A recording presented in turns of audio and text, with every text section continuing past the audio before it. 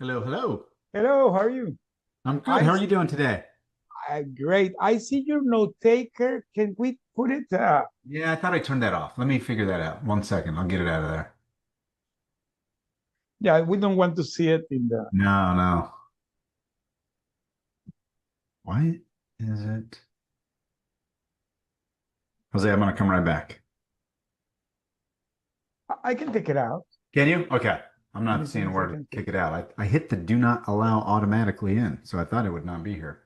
No, no. I had the same thing that it appeared without no notice. Okay, we're Fathom here. like hijacks the whole system. I put that on and then everywhere I turn around is fathom, fathom, fathom. That same happened to me, so no problem. Okay. It's invasive. It is. It really is. Okay, well let's start this. All right. Let me check here my notes.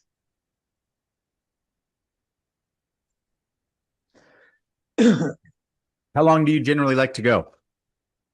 Normally 45 minutes, Okay. maybe 50, because I put some intros and outros. It goes around 55 minutes. Okay. Okay. I think I'm good to go. Okay.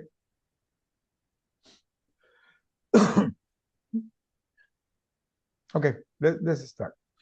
Welcome, everybody, to your show, Building Resilience. Thank you for being here. I'm your host, Jose Pereira, and we're here showcasing people that have gone through situations in their life, but today they thrive.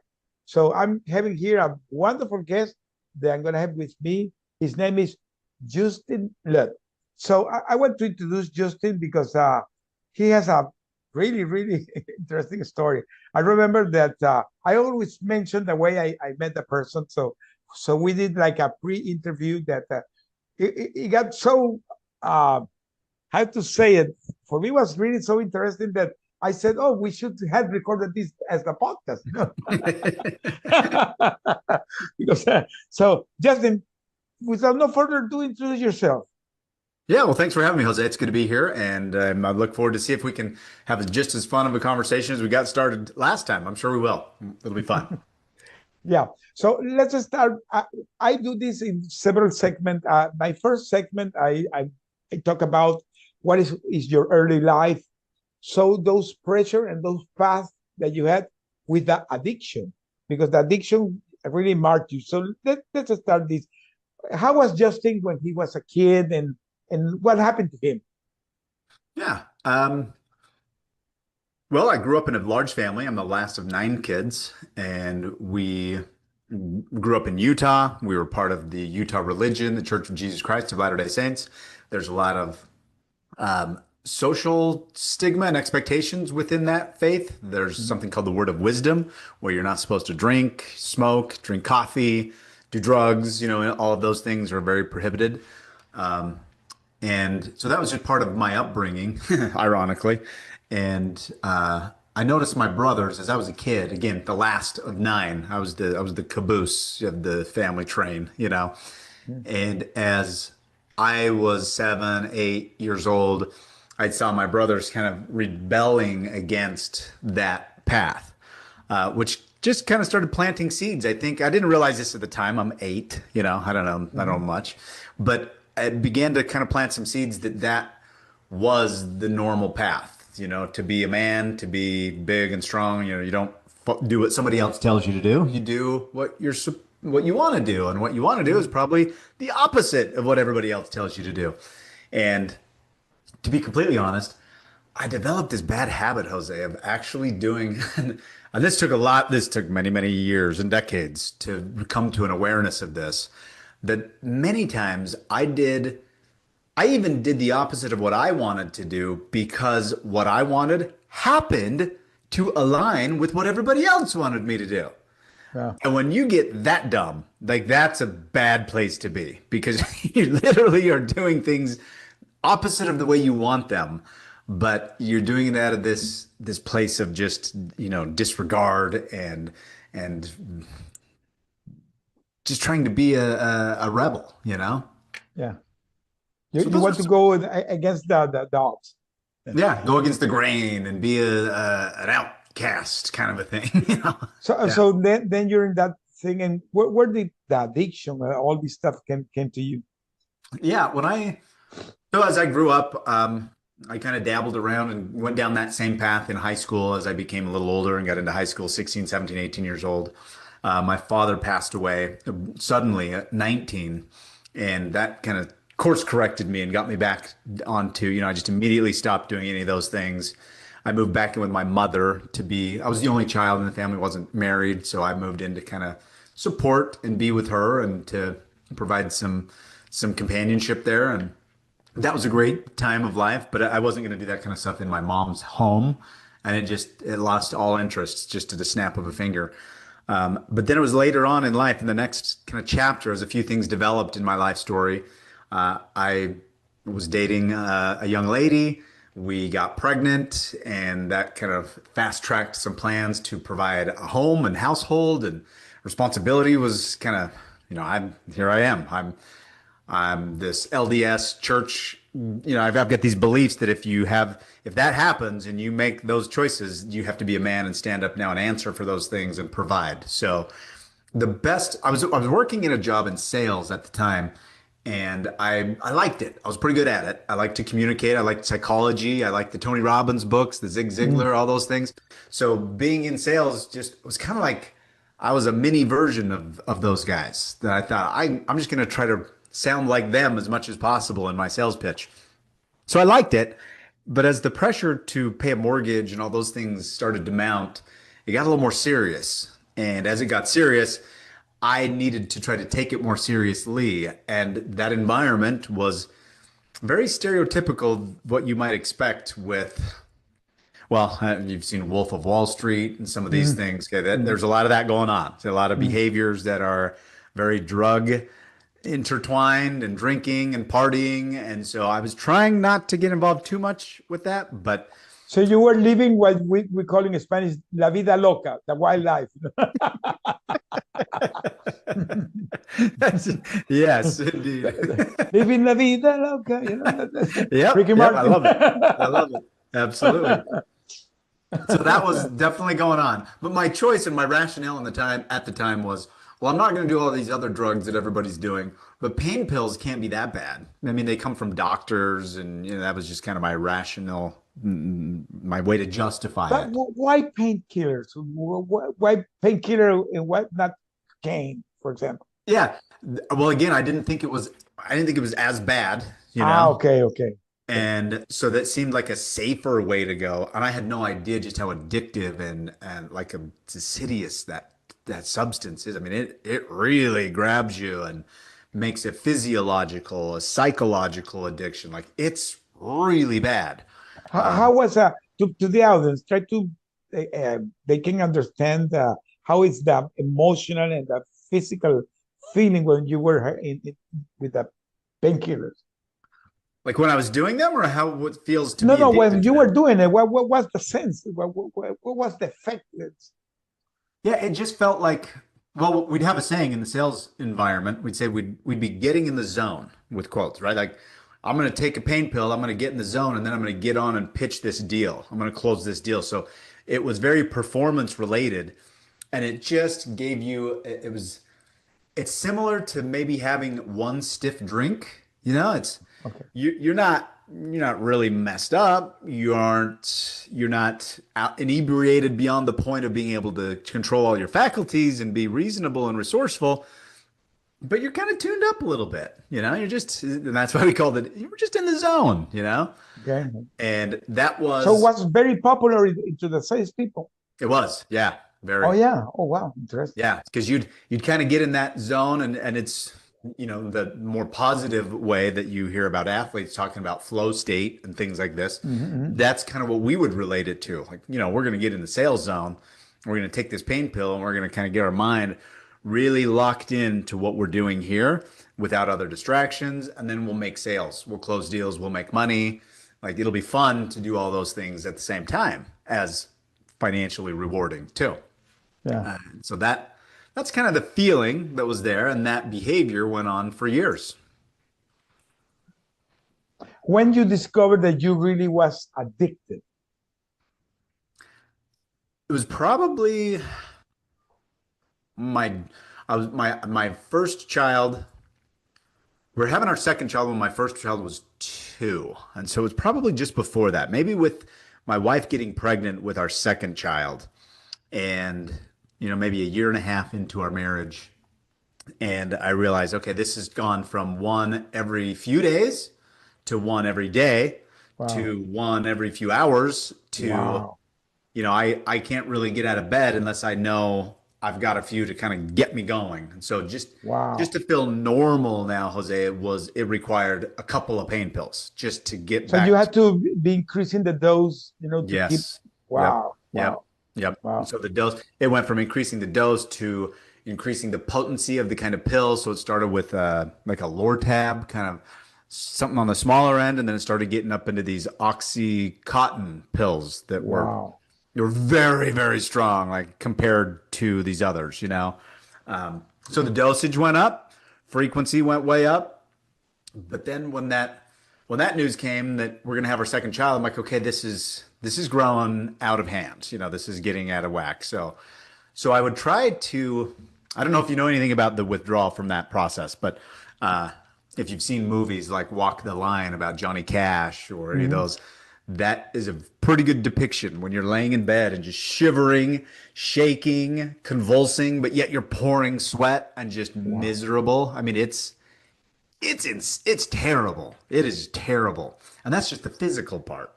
There's a whole nother layer to the mental and emotional side of things too. But I would try to create opportunities for my wife to leave town. Like go visit your mom, take the kids and go. Because if I could have 4 or 5 days, I thought by myself, I could just kind of white knuckle and sweat it out and get through that. She comes back, I'm off, we're good, I'm back on track. But probably well over a dozen times I tried that over the next year after that for the birth of our next child, for him becoming starting to grow from a little So you infant. you you you was aware that the thing was out of Yeah, control.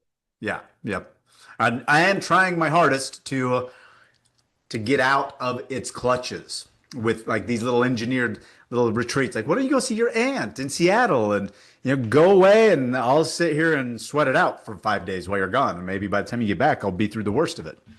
And every time I'd try, it would be the day that she's coming home, and I just knew I couldn't have my kids and my wife see me like this. So I knew the way to solve it was take some pain pills. So I would go after 4 or 5 days of nothing and white knuckle cold turkey, and I would take more and I'd get back to normal just in Wow. time for her to come home. And I'd start my cycle over again. And I'd do that again and again and again until I ran into some trouble with the law. And that kind of it brought my story, my narrative that I was trying to spin to tell her why things were weird and why I acted strange and why our finances weren't in order. Like, all the telltale signs of an addict. Uh, but when the legal charges started to mount against me from having possession of these controlled substances So is when, they charge you because they found you with the possession yeah, of them. yeah, yeah. How it happened So the I first got, time? yeah, so I was going, actually, the first time I was going to a 12-step meeting, and in this meeting, somebody in the meeting thought that I looked inebriated and thought that I was drunk or something. So they called the police, unbeknownst to me. I left the meeting, went out, got in my car, started it. They got me, took me out, and drew my blood. And I didn't have anything on me at the time, but I had some in my blood, and so they gave me a driving under the influence citation. So the guy saw your behavior and saw that you thought that you were drunk. Yeah, yeah, Wow. yeah, Wow. Wow. Wow. Wow. Wow. yeah. So that was the first time, and then about 3 months later, I was pulled over totally separately, unrelated. But that this was like at the end, and my life was beginning to fall apart. My behaviors, like I couldn't string it together. I was bouncing from one sales job to another, and just I was showing all the signs of a classic, again, stereotypical addict that Yeah. had reached. Was affecting your life, your finance, your Oh marriage, yeah, oh your yeah, job, everything. Wow. yep, Wow. yep. But Wow. I got pulled over again. At that time, I did have drugs on me, so I was charged with that. So now I'm really in bad shape. Felony drug charges. And then if that wasn't bad enough, I stayed there for about 12 days, I think 12, 13 days, just shy of 2 weeks in jail. Got bailed out. My mother actually helped pay for an attorney to help me with these charges. And then after 2 weeks after that, I hadn't made a single sale at work. So I had zero income for 2 weeks after being in jail for 2 weeks. And so at that point, I was like, what good am I if I can't bring income in for my family? I know the way to make income is to do drugs, to get in the zone and get back in the phones and start closing sales. So I bought some drugs, and that same day I was pulled over again Wow. for the second time of a felony drug charge within 2 weeks. Wow. And what happened that time? That time I went back to jail and they let me stay there a little longer this time. So Wow. Wow. Wow. Wow. Wow. the Wow. Yeah. attorney, same attorney showed up and he's like, well, what are you doing? This isn't good. It's like if I'm hoping that if I can get this and this, and I can get the judge to think that, and I forget all the details. But what I'll never forget is he said, hopefully we'll get you out in 3 to 5 years. I was like, whoa, whoa, Ed, hold on. No, now I got a 2 year old, I got a 4 year old. Like, what? No, that I can't go. And he's like, what do you expect me to do? You have two sets of felony drug charges within 2 months of each other. I mean, I'm not Houdini. You know what I mean? Like you really screwed this up, and I began to plead and to just beg him, like we've got to come up with some ideas. And so we strung together a plan. He came up with this idea that if he tried to defer and prolong every hearing date, arraignment, delay, delay, delay, everything, just push it out as far as possible. Just get everything extended. He's like, we might be able to get away with not even showing up for this for any meaningful hearings for a couple of years. The system's just slow. So if you get out of here, you go straight to rehab. Do not pass go. Do not collect $200. Don't go home and fucking pack a bag. You just go. You have your wife bring you a pair of underwear and a toothbrush. I mean, that's it. You just go. And then if I can delay every hearing, and then if you never screw up again, there's a chance that at that time, 3, 4, 5 years from now, the judge will say, well, he does have a long history of behaving and he does have a family. Doesn't make a lot of sense to throw this guy in prison for 5 years for charges that are that old. I'm like, okay. So that was our plan, That stringing it together on a chance that all of that came out to be. And we ran that playbook, and I and never it had to happened. serve 10. Yep, It happened. it It happened. happened. Wow, it It happened. did. So you delayed, you went to the rehab, and Yep. the judge at the end came back to you 5 years after or never came back? Yep. I can't. No, we had to go to hearings. So in those hearings, the first hearing was set. He was able to delay that, and he's like, "Well, Your Honor, How my client long did it happen? How long right now, this moment? The last time? from now." For now, yes. Oh, that was in 2004 and 2005. So it was 21 years ago. Wow. So that guy was Houdini. He became Houdini. Wow, wow, wow. Oh wow, that's a great strategy. But now comes the question because well there is a moral lesson behind this, but behind that, in when you were going in those moments, because normal you come from Utah, it's a very religious Yeah. town, and in any moment you were thinking in God through this. Oh yeah. Yeah, I was yeah, I have that belief and that foundation in God, but it's tough to really feel that spiritual connection when you're so clouded with these substances. And Yeah, that's yeah, that's the negativity of it. It's the same with drinking, you know. I started drinking again a few years ago for a while, and it seemed benign, and it wasn't really, and it's fine if you drink. It's no judgment. It's I just what I began to recognize is even the following day or even 3 days later, I would see and feel just a little bit of fogginess in my thoughts. Not quite as clear, not quite as, and I think, Jose, that's my opinion is that sort of mist of fog is kind of blocking any kind of spiritual insight or any kind of connection to a higher power. And not that it can't come through. It's just you're giving it a hell of a lot of resistance to come through. A lot more yeah. But obstacles.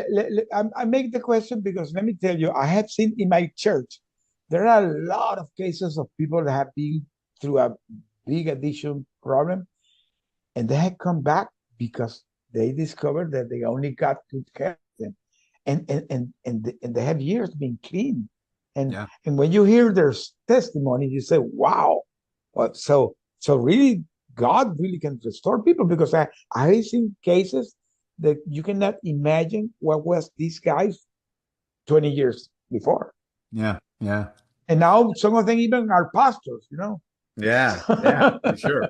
I like that and I can get on board with that. And I know that as I was struggling through it, I definitely was, I mean, many times was on my knees pleading for help and for assistance, but yet I didn't have the tools, I didn't have the resources. So I think, I mean, if you look back now, I didn't certainly have this kind of insight as I was going through this challenge. Mhm. But as I look back now, my prayers were answered. It was getting arrested twice that I had no escape hatch. It's like I had to hit bottom and then I Yeah, had to dig down 20 feet and yeah, make sure that it was really the bottom. yeah. And then, Jose, when I got to rehab, it was the first day of rehab. I was the most terrified of anything I've ever experienced when I went there because I thought my whole life was going to end. My wife would be gone by the time, I knew I was in there until they said I could go. And that I didn't even know if that was possible on the day that I checked in. But the next day, my first full day of being in groups and going through this process, I made a decision because of some of the counselors were pushing me and they really got in my face on day one. And I made a resolve. I thought, if it's possible, and I wrote this in my journal that day, like, if it's possible to overcome an addiction to this substance, I will do it. And this is the kind of place that it will happen. I wrote that down, still not sure. And then I began to learn how to surrender that over to God and say, show me what to do next. Yeah, yeah, yeah. And I let me went, tell you that the power of the community, because this is something very powerful, because unfortunately when people are going through things in their life, sometimes they get stuck into yeah, themselves, and then because now you're in a place that you are in a group sharing. How was the experience for you? phenomenal. I mean, it was the best thing that I loved it. Yeah, I was so Because you scared know of it. that you're not alone. Yeah, First of all. yeah. And just to have the professionals because for years I'd been trying to battle overcoming it on my own. And I honestly didn't think it was possible at that point because I'd tried and failed so many times. I mean, I read books about it. I went to 12-step meetings. I'm like, this shit doesn't work. I can't get over this. I'd go 6 days and just be a mess. And then I'd have to go back to it. But I had no tools. I had no playbooks. I had no frameworks to operate in. It was just like, okay, try harder. Yeah, And yeah, that yeah, just isn't a strategy. yeah. And in there, when I began to realize there's one guy, his name was Dr. Bob, and this guy was an enigma. He looked like Santa Claus, but he spoke like a sailor. I mean, he it was bizarre. He shocked my system, and he would get right in my face, and he would push me and he would confront me. And I realized within 24 to 48 hours, like, this guy's seen it all. There's nothing like I would try to say something that I would say to the rest of the world, and he'd be like, "Yeah, well, that's bullshit," and just instantly would call me out. And I realized that these people are here with an unbelievable expertise that I didn't know existed out there. So when I had that power of community, when I began sharing with other people, and I saw people that were way worse off than I was, when I saw people that had been there for 6 weeks and they were feeling good and they're on their way out, I saw a guy leave when I was there for a week and he was back 3 weeks later. He'd gone out, so all these things, I'm like, oh, dear God, don't let that happen to me. I do not want to come back into this. I want to make this stick. I want to make it work. And it was all of those things. It was an answer to prayer. It was phenomenal. It was totally phenomenal. It was unbelievable to have that kind of focus on my psychology, on the way my brain works. Yeah, Loved it. yeah. How long did you stay there? 6 weeks, 45 6 weeks. days. And so what was your waking call? So because you're now there in that place, so there had to be something that told you, okay, I had to do it. Was your wife? Was your kid? Was somebody that inspired you? What was that sparking moment for you? Well, to get there, it was the constraints of the world around me, knowing that it was that or prison. And it was Okay. probably prison anyway if I didn't do that. Like even if I did that, it could still very well be prison. I don't know if anything less strong than that would have got me to go. But the difference and the big difference, Jose, was once I got there, it was recognizing this how many times I had tried. And it was on that day one when Dr. Bob was pushing me and he said, "Tell me about you. Tell me." And I answered the question 6 times. And he said, "You must be fucking stupid because I've said, tell me about you. And you tell me about your kids. You tell me about your job. You tell me, I don't give a shit about." And he just lit into me. And and then I finally answered the question. I got mad and I stood up and I'm like, I don't even remember what I said, but I just felt like, whoa, like this is he could see right through me and he did something to me. And I sat down and I thought, okay, if this can happen, this is where it's gonna happen. And so I made a decision to go all in and I burned the boats. That was it on that day. It was, I'm going all in. I don't care how long I got to be here. I don't care what they tell me to do. I'm going to do it. I'm going everything 120%. And I wrote that in my journal that night and I decided that was it. And then the next day, I was in a group with Dr. Bob again, and there's a couple other doctors. And I shared some different things and I told him some of the thoughts I had and what I wrote in my journal. And he said, yeah. No, he asked me something. He said something about, what are you going to do when you get out of here? And I said, well, I just want to become a better father. I want to do for my kids. I'll do anything to support my family. I'll go flip burgers if that's what it takes, just so I can be there for my kids. And he had a pen in his hand. He threw it on the ground. He's like, "You are a dumb motherfucker." I was like, so I mean, I don't expect these things from an old man like that, And I'm like, whoa. And he's like, if you are that dumb and not like, if you lack that much self awareness, that you don't realize that the reason you're here in the first place is because you're doing things that are below what you're capable of doing, then I'll see you back here in a few weeks. Wow. And I was like, whoa. That guy was confronting you. Yeah. And then he said, on the other hand, if you figure this out and finally get your head out of your ass and you go do what you're supposed to be doing and what you're capable of doing and contributing, you'll never do a drug as long as you live. And the other doctor said, whoa, whoa, whoa, hey, Bob, hang on, doctor, like that. And he would just, he shut him down. He's like, shut up. I know what I'm doing. This guy's not in here because of this and this, and he doesn't have that. He's here because of this. And I'm like, that guy has my number, and he's only seen me for 2 hours. Like, how does he do it? This And guy that has seen everything, everything. Yeah. 76 years old when I went in there. And that was, I Wow. mean, he'd been doing it. He had 2 PhDs. He was well versed in that community. And the that gave me some hope too. When he said that I would never do it again, I would never have those issues again. I just like I felt a little lift from that. And I'm like, okay, I think I'm onto something. If I go all in, I burn all my boats and I commit to this fully, I might just kick it. And so a little, for the first time, probably in a year or two, Jose, I began to have a little glimmer of hope. And that And came from Bob. that you're saying something that is so important. That is the hope. Yeah. When you discover that there is hope, Yes. it's when it can make that life changing for you. You're So exactly right. now you're coming to that 6 week. How was that day they told you that you were discharged?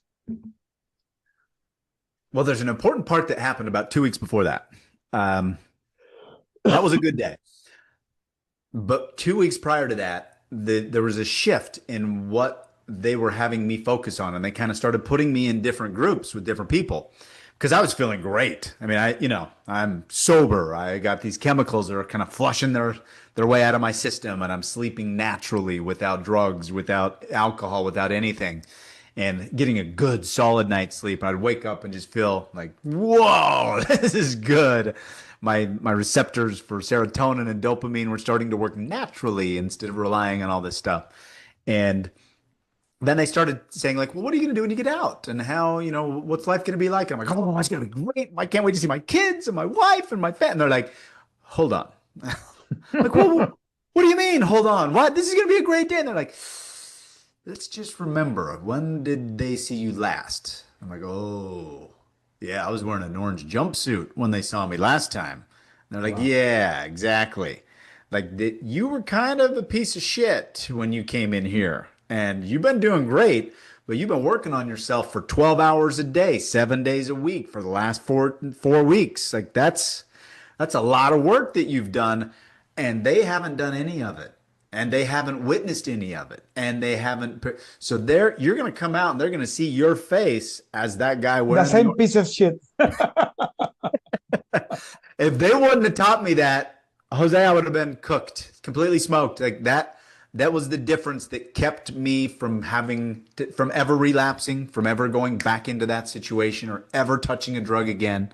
It was that's what gave me the resilience. They taught me in the last 2 weeks how to build a plan for my worst day, how to make a transition plan. And see, all the Tony Robbins books and all that other stuff that I'd love to read and get into before when I was in sales, they all talked about your best days, your goal setting, rah, rah, we're going to build this cool stuff. But it didn't really get deep into how to plan for your worst day. Mhm. And that's what I learned in rehab that was a game changer is what am I going to do when I face this? And I began to learn to predict some of the good things I wanted to build, as well as some of the resistance that I was likely going to face. And I faced it. It came on, and it was because I had made those paths and predetermined some of my responses in advance in a safe place with the help of people like counselors and therapists and Mhm. doctors. I created solid paths. So when that opposition came my way, I had a response for it that wasn't, And it happened. You had the opposition. oh, yeah, absolutely. I mean, How was it? yeah.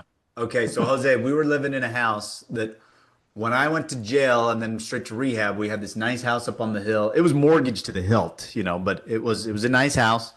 Uh, while I was in rehab, it almost got foreclosed on, and my wife was able to sell it just before the bank totally took possession.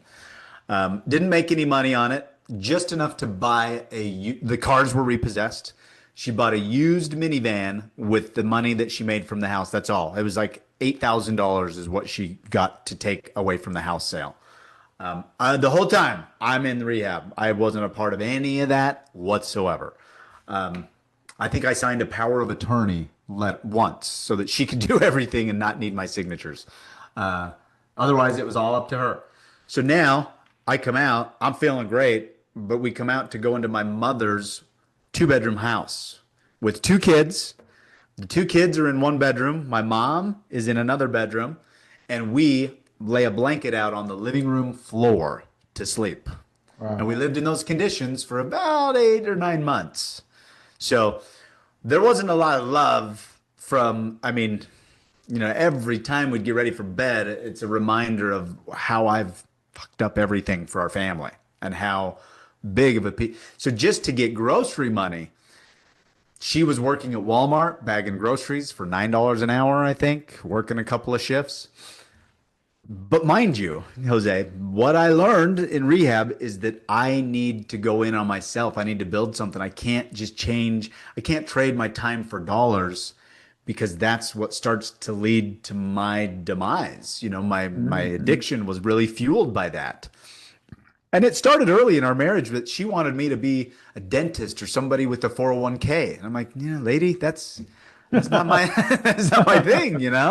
So here I'm giving her no stability. We're sleeping on my mom's floor, and she'll tell you today there were times that she picked up the knife to cut vegetables and probably had the thought like maybe I'll just stab him. It was, Well, wow. But and let I me don't tell blame you, her. but you are lucky that she was still with you. No? Yeah, yeah, You absolutely. are But there was a really lot of lucky. work. And see, that was part of that transition plan. That's part of planning for the worst day. They got me ready for that. They said, you've been lying to your wife for the last 2.5 years. You need to be ready to build that trust back for the next 2.5 years. It's not going to be 2.5 weeks. It's going to be a long time. Yeah. Yeah. So I was committed to building a business, to starting something on my own, because I knew, and I learned this in rehab, every time I tried a side hustle, there was always somebody else involved. There was always somebody to blame on why it didn't work, on why this didn't happen or that didn't happen. And Mhm. so this time I came out saying, okay, I'm going to start with one brick. I'm going to stack it, and I'm going to go get another one. I'm just going to do it. So I'm building a business. 6 months, we're still sleeping on my mom's floor. I've got about $1,000 a month of gross revenue coming in. And she's thinking, what are you doing? Just get a fucking job and make this family not live on your mom's floor. And so those were it's tough to feel like you're a man who can lead a family and be in those conditions. And so those were that was some of that opposition that I faced where there was moments that a year earlier, I know exactly what I would have done. I would have said, "What's your problem?" I would have went and got some drugs. I would have jumped on the phone. I would have sold a few sales. I'd have brought home a check for $2,000, and I'd said, "Okay, I did my part." And then the drugs would start to wear off, and then I'd probably go find some more Mhm. drugs. That's Mhm. the previous cycle. But I found out a better way, and it just took a lot of resilience and a lot of really stick-to-itiveness to keep building because you can't build a business by yourself overnight with one brick at a time. So it took Mhm. time. And what was the business you started? It was a marketing agency. Started out as an Ah, okay. affiliate network, and then I started getting into. It really was just like a broker. I was brokering deals. Somebody would have a widget they wanted to sell, and I would find traffic sources for them online. We'd call them publishers or affiliates that would sell that had maybe an email list or they knew how to buy ads on Facebook and I'd find them and say, hey, I'll give you $10 for every one of these that you sell. And the guys that were making these would give me $12 for every one that I would sell. So I'd keep $1 or $2 and then I'd pay it to them. And I just started to facilitate those relationships and find more and more of these people that could promote different products and services. And then I started adding and building a reputation with these people that had products and services to sell as, hey, I'm the go-to guy to get the product out to market without a lot of risk because, you're only paid for the marketing dollars based on the number of units that are sold. Yeah, So you don't have no inventory, nothing. yeah, correct. Okay. Yep. So and you begin to be successful with that. Yes. Yeah. I after about a year, a little over a year, I was at the point where I remember sitting down. I was wearing it was just me. It was a solopreneur. I was doing the books, which that's not a good idea, but I was doing it anyway. Uh, and I remember getting to this point where I did some calculations, thought I'll probably bring in $200,000 over the next year, profit that I can take home. And I just remember thinking, like, that's fucking awesome. Here, a year and a half ago, I was in jail, and now I'm going to make close to $250,000. And I was really proud of myself. And I was paying off a bunch of debts from previous years, all the stuff that was lingering over. And I was paying off credit cards and old foreclosed or repossessed cars that I still owed money on, the difference. And I was getting all those things out of there. I was just about debt free at that point. And At that time, your credit was totally screwed up, correct? yeah, yeah, yeah, absolutely. Just disaster. Yeah, for Yeah. sure. I had no credit at all. I was credit less. And I I remember recognizing, like seeing that revenue and knowing what I was about to make, realizing the wins of having some of the debts paid off and really being very close to being totally debt free. I recognized it. I was kind of patting myself on the back and I thought I need to take my time down because some days I was working 20 hours. I wouldn't see my kids at all for 2 or 3 days because Wow. they'd be asleep and then I'd get home and then I'd go and then they'd be, they were just asleep when I was coming and going. So this isn't what I did this for. I did this so I could be a father. And, now I'm starting to patch the relationship with the marriage back up a little bit, working on that. Like, I need more time for my marriage, more time for my family. So I called one of my clients and I had this idea. First, I just thought it in my head. Like, I'm just going to turn it down a little. I'm going to scale down like 25% because I don't need all that money. I can live like a king for 200 grand, for 175 grand. That's Mhm. great. Mhm. So I called the one and I thought it was going to go great because I knew they loved me. And I'm like, hey, things are good. No, no, everything's great here. I just want to let you know that I'm going to dial it down a little because I need a little more time at home. And they're like, oh, okay, we'll find somebody else. Thanks. We appreciate everything. I was like, whoa, whoa, whoa, whoa, hold on, hold on, hold on. They didn't think twice. They didn't hesitate a second. I said, Nets, let me get back to you. That's all good. I just, they're like, well, not if you can't do it. I'm like, no, no, no, I'll do it. I'll figure it out. Just don't worry about it. And I realized, then I started thinking through like, oh, I never even thought of their point of view. Like they want their business to grow and I need to, and that's where I ran into this problem of I don't know what I can't do more there's no more that I can give. So I'm just out of time. I'm falling asleep on the keyboard some days. Like Wow. I don't know what else to do. And that's when I made a call to start looking outside of myself. And I had a friend who was kind of a connection to our family, and he had helped me through some jams before. And I knew that, he had a law degree. I knew that he was a smart guy, entrepreneur with many, many businesses worth millions and millions of dollars. And I called him and said, man, I got this thing. I'm doing great. I feel great, but I don't know how to grow it. And I just wondered if I could pick your brain. And he said, yeah, do you want to go to lunch? He said, yeah, do you want to go to lunch? And I said, yeah, sure. What works for you? And he's like, well, how about now? And I was like, oh, okay.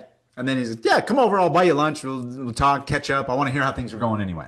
So it was kind of like an uncle sort of relationship, is what it felt like. Okay. But I remember driving over there thinking, like, how the hell does this guy, who's worth millions of dollars, I haven't talked to him in months and months, maybe year, maybe over a year. I'm just out of the blue. He can meet me for lunch right now. And I was just amazed by that. And then I told him about the business and he gave me some good advice. And we ended up partnering on several and starting new businesses together that were kind of feeders of my core business. I mentioned, these we're selling products. And so one of them was like a hosting company and we brought in a bunch of programmers as employees. But my ask of him was, can you help me scale with, I don't know how to do payroll. I don't know how to do taxes. I don't know how to do employment contracts and all that kind of shit. I know how to do this thing and I'm doing it really good. But when you get into that, I don't really know. He's like, I do that. I mean, I eat that kind of stuff for lunch, man. There's no problem. I got 50 people that can do that stuff. And so he started to teach me, mentor me, and coach me. And then we became partners and worked together. And I learned a lot and started to really scale. And the next year, I think we went from just about $1 million of revenue. The next year, I think it was seven. And then the next year, we were at 30, some 33. Wow. And then the next year, with all the companies combined, that now we had several companies supporting and creating revenue themselves. We were within, I think, 70 or 80. Then the next year we got just about 90. So it just kept going and going and going really fast. And he taught me how to stay in my lane and how to really do what I was good at. Um, there was a little bit of an ulterior motive there because while I'm staying busy with what I'm good at, there were some foxes in the hen house, as they say, right? Yeah. That I wasn't really paying attention to.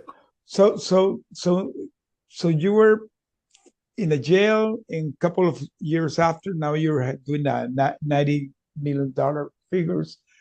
So how was that impact in your life? So how you manage it? What you did with that? Did you have the intention to go back to what you were doing before, living la vida loca, something like that, or how you stayed sane with that? No, I mean, I went again. This is all I credit and attribute all of this back to the things that I learned in rehab. I learned I learned how to build and focus on what my strengths were, but I also learned how to So you create. keep focus on that. Yeah, Oh, that's absolutely. great. And Oh, I learned how to build plans for the worst days. And so even when there was $1 million mistakes, I still had some of those frameworks and game plans that I'd put together for what to do on your worst day. And the great part of what I learned from my mentors and coaches throughout some of those middle years is once I got busy to a point and learned how to delegate different tasks kind of below my pay grade, if you will, I learned what my time was worth. And mhm. then below that, I delegated, I hired people, I learned the art and systems for delegation. And then I would deliberately redeploy my time into something new. And one thing that kind of came as a result, and I remember this, my wife was pregnant with her third child. Things were going well, but I was feeling a lot of pressure, right? I was a lot of employees now, and there's just things that I lost some money on a deal, and things were tight, and I was going to have this tax burden to pay, and there was a lot going through my mind, and I was just like, ah. And my wife was big, like belly really big. We're about to have this baby, really close, and she's got two little kids still, and she's taking care of this whole house. And I'm like, honey, I gotta go for a while. She's like, what do you mean go? I'm like, I'm about to crack. I don't really know. I gotta sort some shit out. I gotta go. And she's got her belly poking and she's like, you're gonna go now? You're just gonna go? I'm like, I'm sorry. I can't give you better answers than that. That's just what I gotta do. She's like, I can't. She was pissed, and she stopped talking. And then I packed a bag and I went and got on a plane and I flew to some little town in Idaho somewhere.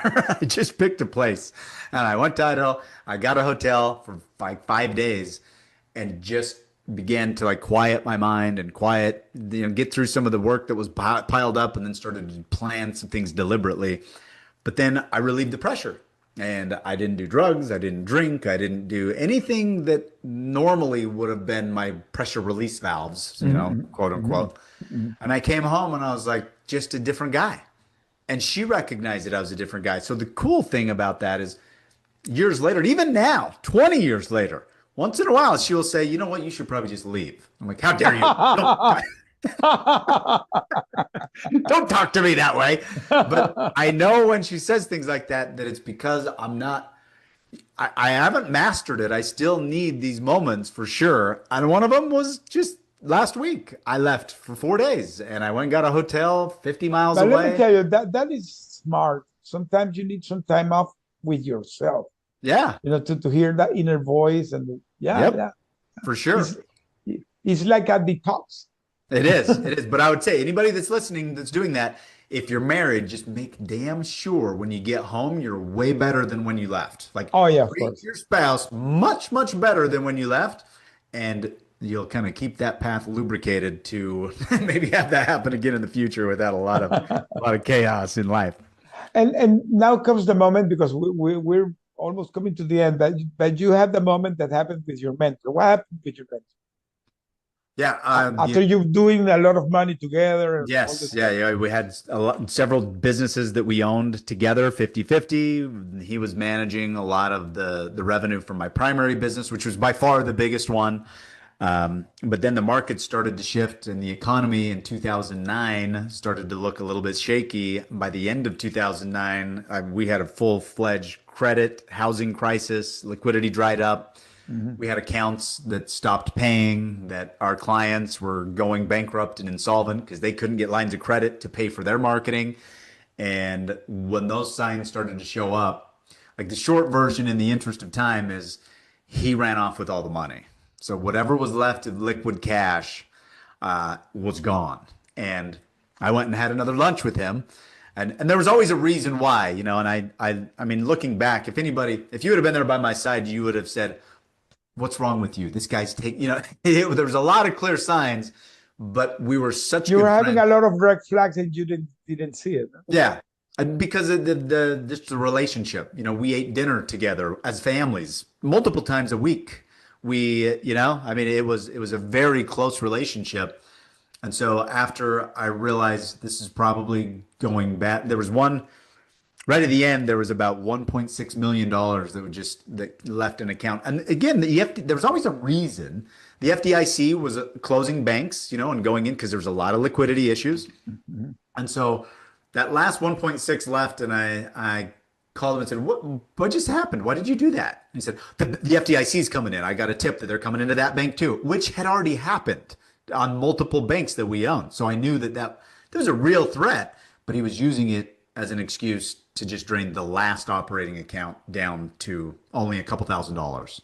So I went to lunch with him the next day, and I'm sitting right across the table, just a two-person table, and telling him that I've got this plan and this is how I'm going to do things, and I need just send me $650,000 of that money from the last 5 or 6 transfers of around 7 figures. I mean, a lot of money that just been that he just took to keep safe, to put it in a different account somewhere else here and there.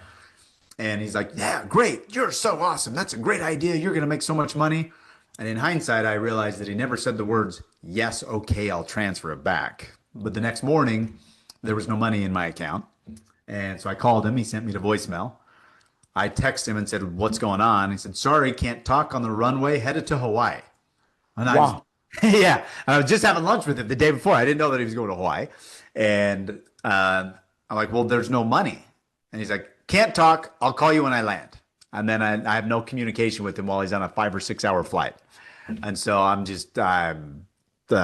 beside myself, and I've got nothing. I've got 4 kids. My fourth child was just born. I've got a big house. Luckily, I didn't have debt on it, but I've got this big house to maintain. I've gone from 90 something employees, 98, I think, down to about 15. I've got no operating capital. Things are weird. And he's on a plane headed to Hawaii and didn't tell me that he was going. Like, I'm like, oh shit, this is not good. He did Wow. call me a few hours later. He's like, "I don't know what money you're talking about." I'm like, "The money we spoke about at lunch 18 hours ago." I mean, it wasn't that long ago. This isn't weird. We just sat down for an hour and a half and talked about 650,000. He's like, "Oh, huh. I'm not really sure what you mean because there isn't any money left. I mean, we have expenses, and those expenses have taken up all the money we had." Like, fucking $1.6 million that was you took 2 days ago? You've spent in the 2 days? It's like, I'm not really sure what you mean, but maybe we can get together when I'm back in town in a few weeks. And let Um, me tell you something. Have you ever thought that you should have had, uh, uh, uh, the signed accounts together? So he was the only single sign in the account. no, we were both signers on multiple accounts, but I mean, at that point, I had to go into litigation with him, Jose. Yeah. And this is not the first time that he's done things like this. Oh, He's very, very experienced with this. During the 5 years of litigation with him, we found hundreds of LLCs and shell corporations that he had set up that over the years got a $5,000 payment from one of our companies. And we tried to so the guy unravel.